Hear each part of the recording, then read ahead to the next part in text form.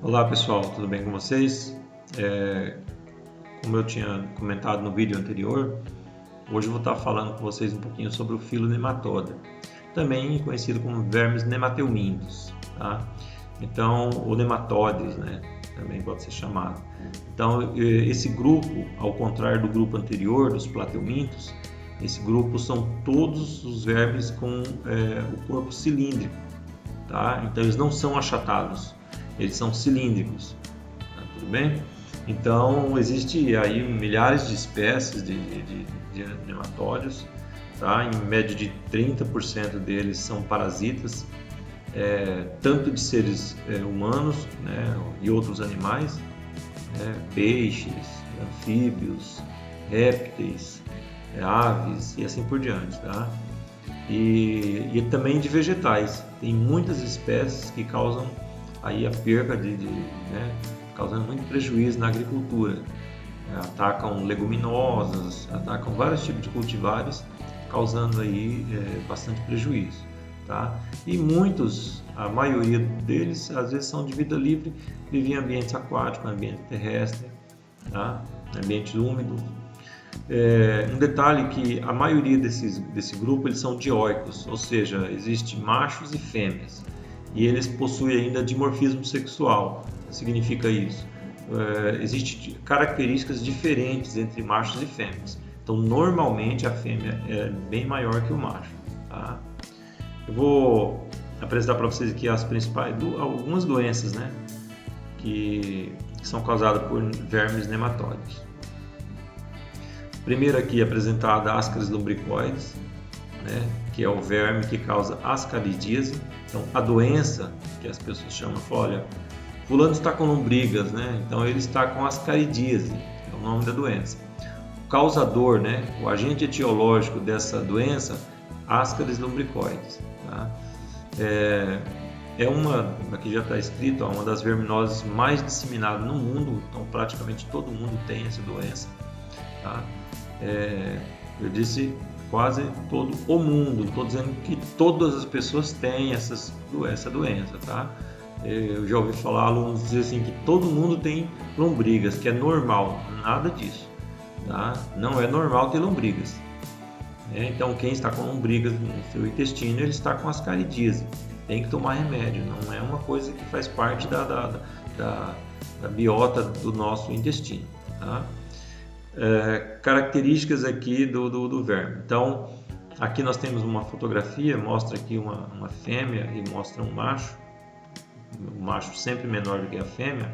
No desenho nós temos aqui a estrutura da fêmea, ela tem de um lado o ânus, e tem aqui o poro genital. O macho ele tem esse poro excretor e nessa região aqui ele tem a cloaca, e a cloaca ela tem essas espículas copulatórias, como se fossem uns espinhos, e ele vai se fixar nesse poro genital da fêmea, onde vai ocorrer a transferência de espermatozoides.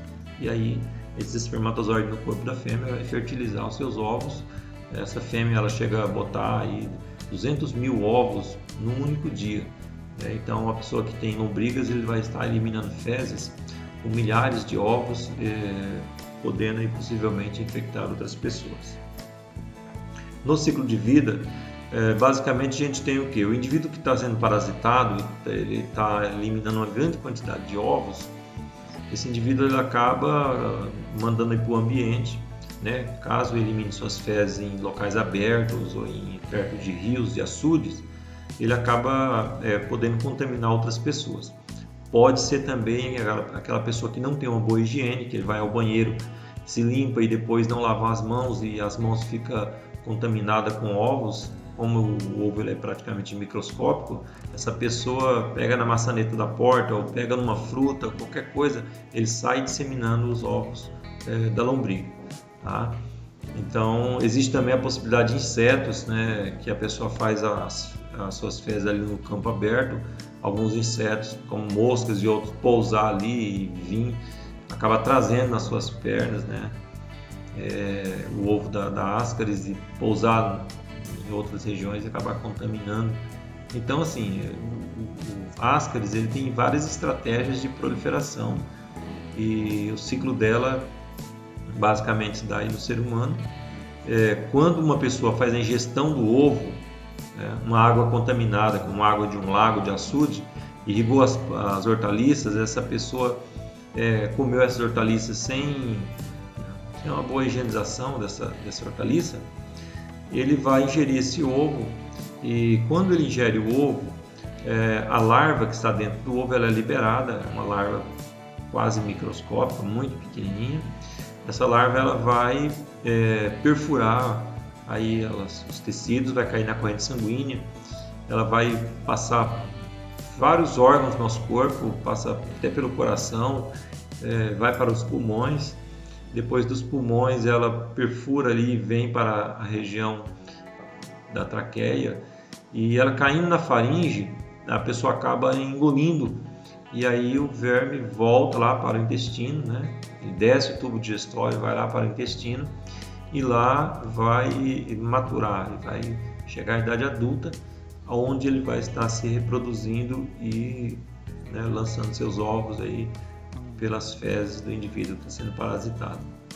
Ok? Então a prevenção por exemplo, comprou uma alface, qualquer verdura que seja, coloca no vinagre, coloca 1 litro de água e mede aí 3, 4 colheres de vinagre ou 1 colher de água sanitária, deixa por 30 minutos, porque aí, se caso estiver contaminada, esse procedimento já pode matar o ovo, evitando aí a doença. Tá. Essa outra doença ela é conhecida como ancilostomose ou ancilostomíase, né? Ou também amarelão. Tá? Então essa verminose ela é causada, tem 2 tipos de vermes, né? Tem o ancilostoma duodenalis. Esse ancilostoma duodenalis, que talvez seja o mais comum, né?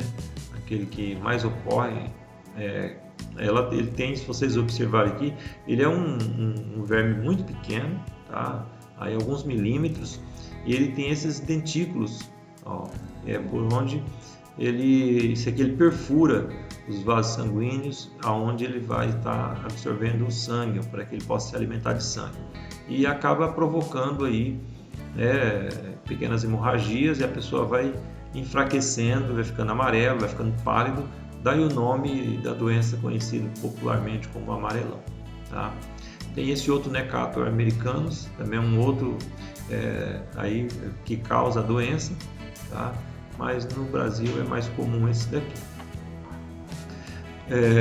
Como que ocorre a contaminação com o verme ancilostoma duodenalis, né? Então esse verme ele vai estar no solo, as larvas do verme normalmente estão no solo, a pessoa ele acaba defecando e essas larvas ficam no solo, a pessoa andou descalço, então alguém eliminou essas fezes, tá? Então as fezes contaminadas com os ovos ocorre a eclosão e sai a larva, né? Uma larva muito fininha, e essa larva ela vai penetrar de forma ativa nos pés e vai entrar na corrente sanguínea do indivíduo, tá? Então a infestação do ancilostoma ocorre através da pele, tá? De forma direta. Aqui, pés descalços em contato com o solo contaminado, a pessoa pode ser infectada com o verme. Tem uma história, não sei se alguns de vocês já ouviram falar, a história do Jeca Tatu.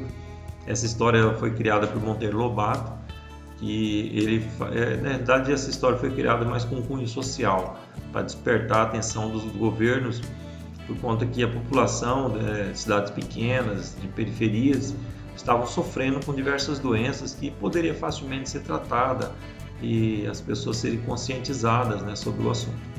Então o Monteiro Lobato criou o personagem, o Jeca Tatu, que era a figura de um caboclo, de uma pessoa aí do sertão que vivia muito amarelo, andava descalço, né, muito pobre porque não conseguia trabalhar direito, vivia só de cócoras, deitado, e as pessoas diziam que ele era muito preguiçoso e tal. Aí tem uma frase, inclusive, do Monteiro Lobato, ele fala assim: o Jeca Tatu não é assim, ele está assim. O que significa isso? Significa que o Jeca Tatu não era um cara preguiçoso, ele estava doente, ele tinha amarelão. E aí a história dele diz que quando o Jeca ele é tratado e ele é orientado quanto às medidas sanitárias para evitar essa doença, que era uma doença que na época né, estava assolando a população. E aí depois, no final da história, diz que o Jeca Tatu, quando ele sara, né, e ele passa a usar calçados, e aí ele começa a trabalhar e acaba se tornando um grande fazendeiro. E interessante que na história do Monteiro Lobato, os Jeca Tatu colocou sapato até nos porcos, nas galinhas, nos patos, todo mundo agora de botinha, calçado, para evitar a contaminação com a doença, tá? Isso é uma história, né, que mais para chamar a atenção da prevenção da doença do amarelão, que é andar sempre calçado. Aqui é outro verme, o Enterobius vermicularis. Esse verme, também a doença é conhecida como oxiuriose, o oxiurus, né, esse verme, ele ataca geralmente, é mais comum em crianças, tá? É bem mais comum em crianças, ou em adultos que convivem com crianças, né? Esse verme, ele vai estar no intestino humano, né? E aqui a gente tem nesse desenho o macho, né, pequeno, a fêmea repleta de ovos, aqui no detalhe o ovo. Então a pessoa acaba ingerindo esse ovo de alguma maneira, é uma estrutura microscópica. Então, na mesma situação da Ascaris lumbricoides, às vezes a mão contaminada, alimentos contaminados, a pessoa faz a ingestão do ovo, esse ovo ele vai para o intestino. Quando os vermes eles atingem a idade adulta, e eles então começam aí a acasalar e se multiplicar, durante a noite as fêmeas, né, elas vão para a região anal, onde ela deposita seus ovos. Então isso causa bastante coceira, né? Então é um principal sintoma da oxiuriose, a coceira na região anal. Então, principalmente a criança, às vezes está dormindo, ela acaba coçando e depois leva a mão à boca, né, e acaba se recontaminando. Então é comum as pessoas, crianças, acabarem sendo contaminadas várias vezes por conta dessa situação, tá? Então essa doença, ela tem que ser, a prevenção, existe medicamento, né, tratamento e boa higiene, tá? A criança tem que estar sendo bem higienizada na região anal e evitar aí, sempre orientar para lavar bem as mãos, lavar os alimentos e etc. Aquilo que a gente já comentou lá na Ascaris lumbricoides também vale para esse tipo de verme, ok? Agora, esse outro aqui é uma doença, né, filariose, também conhecida como elefantíase, né?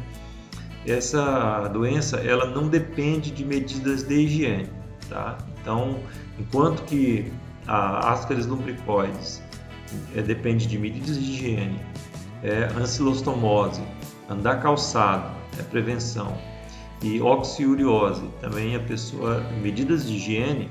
A filariose, né, filariose linfática, também conhecida como elefantíase, não depende de medidas de higiene propriamente dita. Claro que toda medida de higiene é bem-vinda. Agora, nesse caso aqui, a transmissão da larva, do parasita, o nome do verme é Wuchereria bancroft, tá? Essa larva muito pequena, praticamente microscópica, e ela vai ser transmitida pelo mosquito do gênero Culex, tá? Então, o mosquito, que é um pernilongo, as fêmeas têm o hábito hematófago, né? Então, a pessoa, se tiver alguém contaminado, essa pessoa às vezes está com as larvas, o mosquito pica o indivíduo contaminado e acaba disseminando doença, passando para outras pessoas.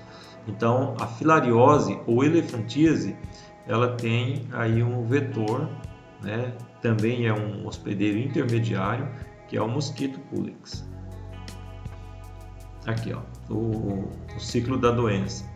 Então, a pessoa é infectada, o mosquito acaba picando essa pessoa, adquire a larva.